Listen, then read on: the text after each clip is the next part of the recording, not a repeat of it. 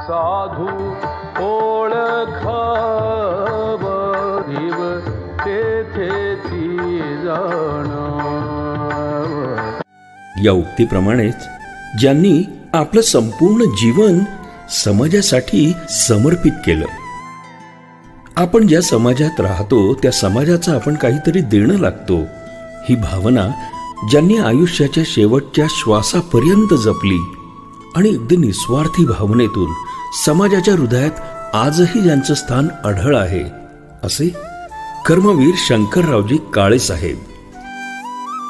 कोसाका उद्योग समूह हा भरभराटीला आणून साखर कारखान्याच्या माध्यमातून कोपरगाव तालुक्याला सुजलाम सुफलाम करण्यामध्ये साहेबांचा सिंहाचा वाटा होता।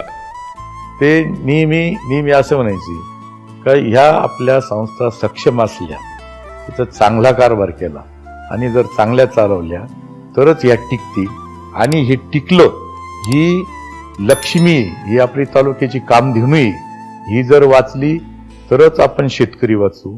जर या संस्था चांगल्या राहिल्या तरच लोकांना 2 पैसे मिळतील, लोकांना 2 पैसे मिळाले, कामगारांना 2 पैसे मिळाले तरच ह्या तालुक्यातली बाजारपेठ टिकेल, ह्या तालुक्यातले व्यापारी टिकतील। म्हणजे त्यांचं असंच नाही शेतकरी जगले पाहिजे असं नाही, त्याच्याबरोबर कामगारांचं हित साधलं पाहिजे। ते कामगारांना 2 पैसे मिळाले तर व्यापारी पेठ बी चालते। आता बी बोनस झाला, कारखान्याचे पगार झाले का बाजारपेठ एकदम खुलून जाते, ही अशी त्यांची धारणा होती। आणि कामगारांच्या बाबतीत सुद्धा ते कामगारांना सांगायचे की तुम्ही प्रामाणिकपणे काम केलं पाहिजे। म्हणजे काळे साहेबांनी जेवढा आशिक दादोर जीव होता ना तेवढं कारखान्याच्या सहकारी संस्थेला, आणि त्यामुळेच कोपरगाव तालुक्याला महाराष्ट्राचा कॅलिफोर्निया असं संबोधलं होतं। परंतु या कॅलिफोर्नियाला नजर लागून हा कॅलिफोर्निया पाण्यामुळे काळवंडला जाणार याची 90च्या दशकातच साहेबांना जाणीव झाली होती। अगदी स्वातंत्र्यपूर्व काळापासून दारणा आणि गंगापूर धरणातून कोपरगावला मिळणारं पाणी हिरावून घेण्याचा प्रयत्न होत असताना त्यांनी सर्वप्रथम आपल्या हक्काच्या 11 TMC पाण्यासाठी लढा उभारला। मायबाप सरकार आपलं गाऱ्हाणं ऐकत नाही हे पाहून न्यायालयात याचिका दाखल करून रस्त्यावरची लढाई देखील साहेब लढले, रस्ता रोको केलं, पाणी परिषद भरून जनजागृती केली। साहेबांनी अंतरलेलं पाणी हे पुस्तक लिहिलं, पण पुस्तक लिहून कधी पाणी मिळतं का हो, अशी उपहासात्मक टीकाही त्यावेळी करण्यात आली। साहेबांनी या टीकेला खिलाडू वृत्तीनं स्वीकारून आपल्या लढ्याची धार कुठेही कमी होऊ न देता आपला लढा अविरतपणे सुरूच ठेवला। गोदावरी खोरे हे तुटीचं खोर आहे याची साहेबांना चांगली जाण होती, आणि म्हणून या गोदावरी कालव्यांकरता किंवा गोदावरी खोऱ्याकरता जास्तीचं पाणी कसं उपलब्ध करता येईल याच्याकरता साहेबांनी याचा खूप अभ्यास केला। त्यांनी तो धरण दौरा केला 3 दिवसाचा, प्रत्येक धरणाचा अभ्यास केला, त्याचा कमांड एरियाचा अभ्यास केला, आणि त्यातलं जास्तीचं जे पाणी ते गोदावरी बेसिनमध्ये कसं येईल आणि हे ज्या काय वॉटर बोर्ड जे या कशा भरतील याचा साहेबांनी त्याचा स्वतः इंजिनियर असल्यामुळं त्यांनी तो अभ्यास केला। आणि त्यानंतर त्यांनी त्याच्या सूचना दिल्या। त्या सूचना म्हणजे कशा की समजा त्यांनी एक पहिली सूचना कुठली दिली, जी शॅडल डॅम आहे, या शॅडल डॅमला नुकतीच महाराष्ट्र सरकारने मान्यता दिली होती। त्या वैतरणा धरणामध्ये शॅडल डॅम बांधून, धरणाच्या फुगवट्यावर शॅडल डॅम बांधून जास्तीचं जे पाणी ते गोदावरी खोऱ्यात वळवणं, किंवा ते जे कटक योजनाद्वारे खंदक खोदून वैतरणाचं ओव्हरफ्लोचं पाणी ते गोदावरी बेसिनमध्ये वळवणं, किंवा वळण बंधारे बांधून वळण बंधाऱ्याद्वारे जे मिळणारं पाणी ते गोदावरी खोऱ्यामध्ये वळवणं, अशा प्रकारच्या विविध योजना। त्यानंतर जो काही किकवी धरण प्रकल्प आहे, किकवी धरण प्रकल्प हा गंगापूर धरणामध्ये गाळ साचल्यामुळं ते गोदावरी कालव्याचं पाणी कमी झालं, म्हणून गोदावरी किकवी धरणाला मान्यता द्या अशा प्रकारचा पाठपुरावा काळे साहेबांनी केल्यामुळं तिच्या धरणात त्यांना मान्यता मिळवली। परंतु शासन पुढे निधी उपलब्ध करून देणार तर साहेब तराजानं म्हणायचे मी कर्ज रोखे उभारतो, मी बँकेचं कर्ज काढतो आणि हे किकवी धरण पूर्ण करून या किकवी धरणाचं पाणी आमच्या गोदावरी कालव्यांना द्या, अशा प्रकारचा साहेब अतिशय तळमळीने त्या ठिकाणी मांडायचे। आणि म्हणून काळे साहेब खऱ्या अर्थाने एक पाण्याचे दूत होते, जलदूत होते, असं मला या ठिकाणी म्हणावंसं वाटतं। संयुक्त महाराष्ट्राच्या निर्मितीनंतर तयार झालेल्या अहमदनगर जिल्हा परिषदेचे पहिले अध्यक्ष होण्याचा बहुमान मिळवून त्यांना सलग 10 वर्ष जिल्हा परिषदेचे अध्यक्ष म्हणून काम करण्याची संधी मिळाली। या संधीचं सोनं करताना त्यांच्या हातून पंचायत राज व्यवस्था संरचनेच्या दृष्टीनं विविध क्षेत्रात त्यांनी केलेल्या अद्वितीय कामांमुळे साहेब कायम लोकांच्या लक्षात राहिले. सहकारातून ग्रामीण विकास हे तत्त्व प्रत्यक्षात साकारताना स्थानिक पातळीवर शेती व्यवसायाला आधुनिक रूप देण्यासाठी बियाणांपासून यंत्रसामुग्रीपर्यंत शेतकऱ्यांना पोहोचवण्यात पुढाकार घेऊन शेतकऱ्यांना आर्थिकदृष्ट्या सक्षम केलं. शेतीसाठी बारमाही पाणी मिळावं म्हणून अनेक योजना राबवल्या. ही सगळी कामं अहमदनगर जिल्ह्याच्या विकासासाठी पायाभूत ठरली. जिल्हा परिषदेच्या याच यशस्वी कामगिरीमुळे साहेब जिल्हा पातळीवरून राज्य पातळीवरील राजकारणात गेले. हक्काचं जे 11 टीएमसी पाणी आहेत ते गोदावरी उजवा आणि डाव्या कालव्याला शेतकऱ्यांना ते मिळालंच पाहिजे आणि त्याच्यातून ऊसाचं उत्पन्न वाढलंच पाहिजे. कारखाना सुरळीत चाललाच पाहिजे. कारखान्याची कॅपॅसिटीप्रमाणे तो ऊस उपलब्ध झालाच पाहिजे. आणि म्हणून कारखान्याने ऊस विकास माध्यमातून थकलेल्या सभासदांचं इरिगेशन पट्टी भरून ती पट्टी भरून पुन्हा त्यांना ब्लॉक मिळवून दिले आणि ते ब्लॉक मिळवून देण्याकरता साहेबांनी जे परिश्रम घेतले त्या परिश्रमाचाच भाग म्हणून आपल्याला आज कॅनलला पाणी येतं. एके वर्षी दुष्काळामुळं कारखान्याचं क्रशिंग कमी झालं. त्यावेळेस एक सालीची पद्धत सुरू झाली. एक साली ऊस हा 8 ते 10 महिन्याचा त्यावेळेस होता आणि तो 1 लाख टन ऊस गाळण्याकरता कारखान्यांनी पुन्हा नामदार हायकोर्टात जाऊन पुन्हा लायसन मिळवलं आणि 1 महिन्याची परवानगी मिळवली आणि त्या 1 महिन्याच्या पिरियडमध्ये साहेबांनी त्यावेळेस 1 लाख क्रशिंग अधिक केलं. ऊसाला रिकव्हरी नव्हती, ऊसामध्ये पाणीच होतं, पण ती साखर पोती भरत होती आणि ती साखर उपलब्ध केली आणि ती मार्केटमध्ये गेल्यानंतर योग्य वेळेस योग्य भाव देण्याकरता ते साखर कारखान्याला मदत झाली. शेतकऱ्यांना भाव देण्याकरता हा एक मुद्दा या ठिकाणी मी आवर्जून सांगण्यात मला आनंद होत आहे.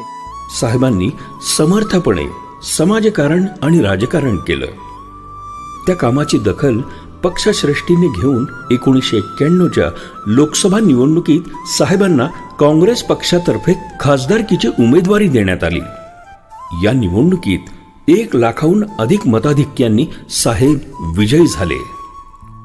विकास कामं करताना त्यांनी कधीच आपल्या तालुक्यापुरता किंवा जिल्ह्यापुरता संकुचित विचार न करता सर्वांना समान न्याय देऊन विकासाचे प्रश्न मार्गी लावले. शंकररावजी काळेंसारखं एक सुसंस्कृत नेतृत्व की ज्यांच्या खाली आम्हाला काम करण्याची संधी मिळाली. साहेबांनी जे आम्हाला एक मार्गदर्शन केलं, जे आम्हाला कायम शिकवण दिली, ती आजही आम्हाला आमच्या सार्वजनिक जीवनात, राजकीय जीवनात आणि सामाजिक कार्य करताना त्या शिकवणीचा उपयोग होत असतो. त्याच्याही पलीकडं मी सांगेन की साहेब हे चांगले कार्यकर्ते निर्माण करण्याचं एक चालतं बोलतं विद्यापीठ होतं. त्यांनी फार मोठमोठे चांगले कार्यकर्ते संपूर्ण कोपरगाव तालुक्यातूनच नाही तर संपूर्ण नगर जिल्ह्यातून सुद्धा घडवले आणि आजही अनेक मोठ्या पदांवरती साहेबांचे कार्यकर्ते चांगल्या पद्धतीने, चांगल्या विचारांनी, साहेबांच्या विचारांनी प्रेरित होऊन आजही काम करतात. ग्रामीण भागातलं वास्तव्य आणि ग्रामीण भागातल्या जनतेशी जुळलेली नाळ यामुळं ग्रामीण भागाच्या अडचणी काय असतात हे त्यांनी जवळून पाहिलं होतं. ग्रामीण भागातील शेतकरी, कष्टकरी जनतेचं राहणीमान उंचावण्यासाठी शिक्षणाशिवाय तरुणोपाय नाही हे ओळखून साहेबांनी ज्याप्रमाणे सहकारात अजोड योगदान दिलं त्याच तोडीचं योगदान शिक्षण क्षेत्रात देखील दिलंय. शिक्षण क्षेत्रात ते हमेशा मला बोलायचे, अरे तुझा समाज इतका मागं राहिला तर शिक्षणापासून का वंचित राहत. 2 पाने 1 पकड घेतली की त्याचं तो उपजीविका भरून काढतो. वयाच्या 10-11 वर्षच तो पकड पाना घेऊन कामाला लागतो. त्याचं शिक्षण जर असलं तर तो कुठे जाईल. पण शिक्षण हीच म्हणजे इतकी मोठी शक्ती आहे का काही माप नाही त्याला. त्याच्यापासून प्रगतीपथावर जायचं असेल तर शिक्षण हेच संपत्ती त्याची फार महत्त्वाची. बाकीची स्टेट काहीच कामाची नाही असे त्यांचे उद्गार आम्हाला राहायचे. ज्यांना ज्यांना कर्मवीर भाऊराव पाटलांचा सहवास लाभला त्या भाग्यवंतांमध्ये साहेब आहेत. कर्मवीरांच्या सहवासामुळे साहेब भारावून गेले होते. मी साहेबांना प्रश्न केला की साहेब तुम्ही खाजगी आपली कारखान्यामार्फत इंजिनिअरिंग कॉलेज किंवा मेडिकल कॉलेज का काढलं नाही. तेव्हा साहेबांनी जे उत्तर दिलं ते अतिशय म्हणजे आजही विचार करण्याजोगं आहे.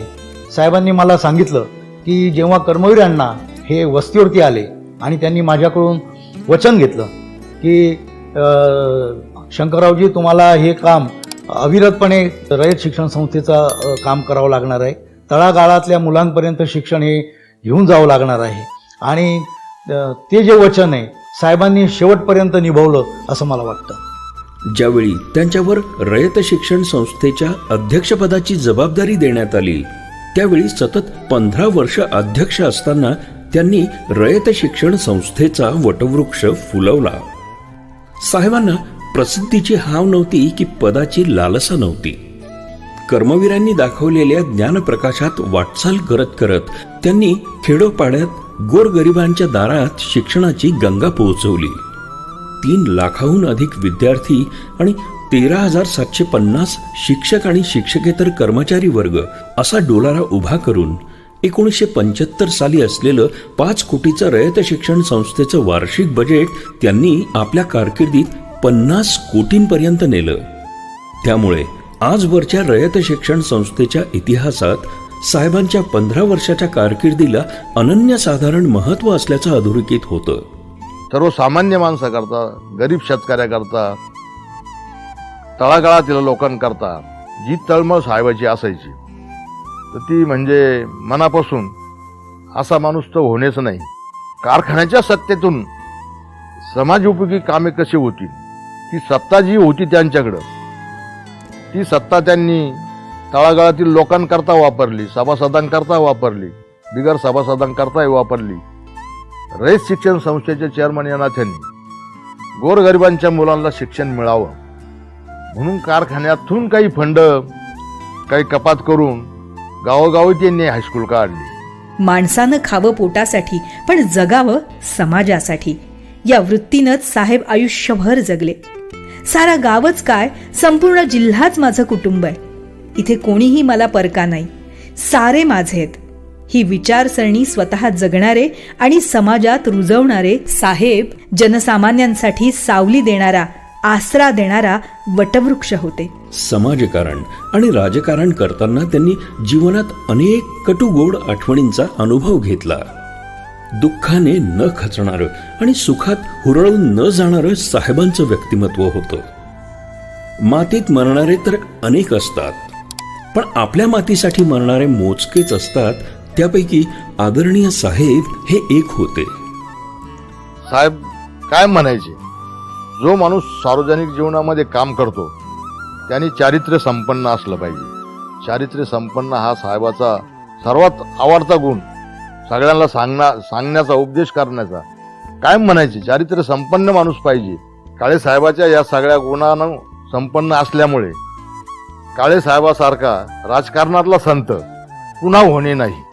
साहेबांच्या पश्चात साहेबांचं आदर्श समाजकारण, निस्वार्थ राजकारण, पाणी प्रश्नाची लढाई आणि शैक्षणिक कार्याचा वारसा माजी आमदार अशोकदादा काळे यांनी देखील समर्थपणे पुढे चालू ठेवला.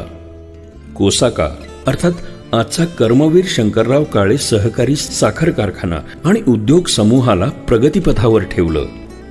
आता ही जबाबदारी साहेबांचे नातू आमदार आशुतोषदादा काळे यांच्या खांद्यावर आहे. काळे परिवाराचा हा समाजकारणाचा वारसा पुढे घेऊन जात असताना साहेबांच्या विचारांचा वारसा देखील आशुतोषदादांनी जपलाय.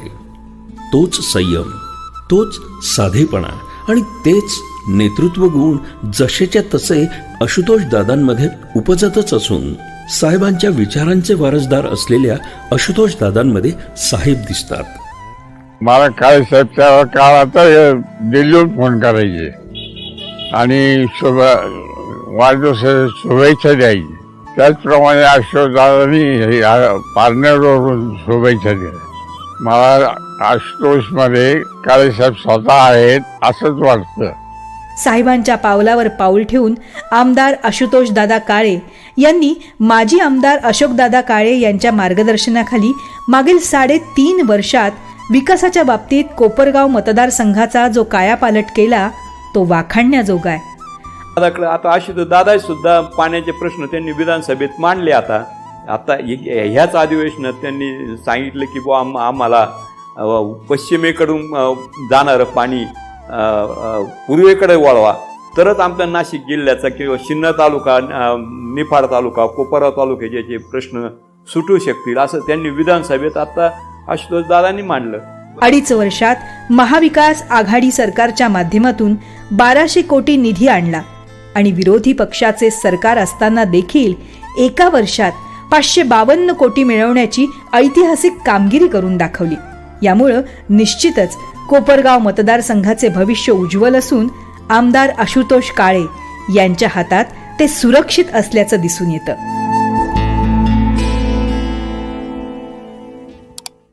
डी न्यूज वृत्तवाहिनी सामाजिक, शैक्षणिक, राजकीय, धार्मिक, सहकार, सांस्कृतिक, कृषी या सर्व चालू घडामोडींचा वेध घेणारी वृत्तवाहिनी. डी न्यूज वृत्तवाहिनी, वेध वर्तमानाचा.